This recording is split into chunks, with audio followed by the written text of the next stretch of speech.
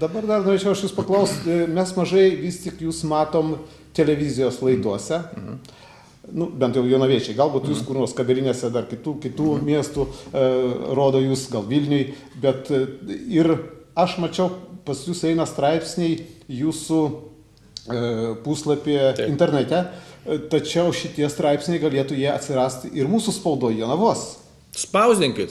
Mes su Jonavos spauda taip pat turim savotišką istoriją su Alio Jonava, kuri pradžioje tiesiog mane kalė be atodros, netgi man vos neužuojautos reiškia, man papolus į Seimą.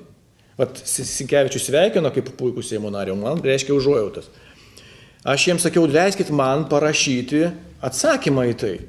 Jie sakė, mokėk ir rašyk. Tai va štai jums ir aš galėčiau jiem pateikti. Jeigu jie rašys, spausins, puiku, bet aš negarantuoju, kad tai bus.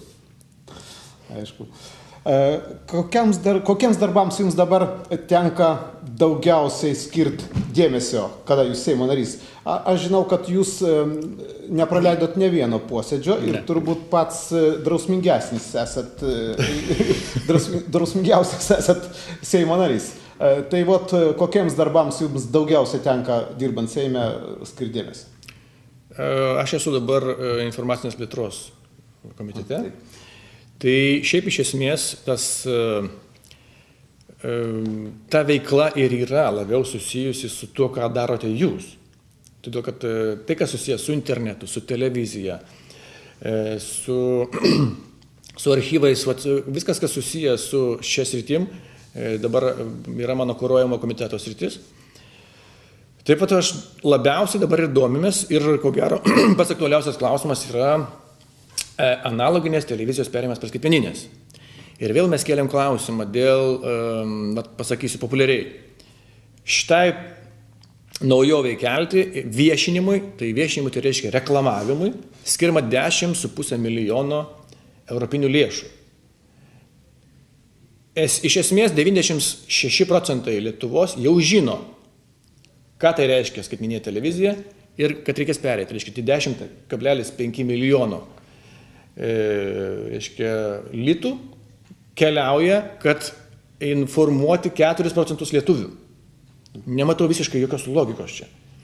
Tai mes ir sakėm, už tos 10,5 milijonų nupirkime po skaitmeninį imtuvą ir padovanokim.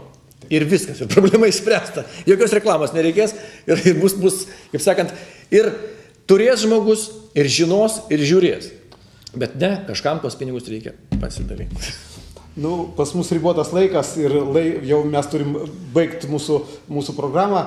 Paskutinis klausimas būtų, ar jūs balotiruotysitės į Seimą sekantiems rinkimams ir jeigu nebūsit išrinktas, tai ko jūs užsiimsit? Aš į sekančius rinkimus eisiu, galiu pasakyti atsakingai, galiu pasakyti kodėl, todėl kad jeigu mes pradėjom kovoti, mes turim tą kovą tęsti iki galo. Na, pavyks, nepavyks, net sunku pasakyti, kuo aš toliau užsiimsiu. Aš manyčiau, kad aš tos gebos turiu ir televizijos laidas galiu kurti, ir muzikoje galiu dalyvauti, galiu dalyvauti kaip produceris, galų gale ir sakau, analitinio mąstymo ir verslams aš turiu, taip kad šitoj vietoj bėdos nematau. Bet šiaip tai norėtųsi dar pakovoti, todėl kad ten yra ką veikti, yra ką pakeisti. Ačiū už pokalbį. Su mumis buvo Ligitas Kernagis. Ačiū. Televizijos žiūrovams dar noriu priminti, kad mūsų laidą Atvira studija jūs galite pamatyti Avos televizijoje trečiadieniais ir penktadieniais 8:30 vakaro ją kartoja. Ačiū.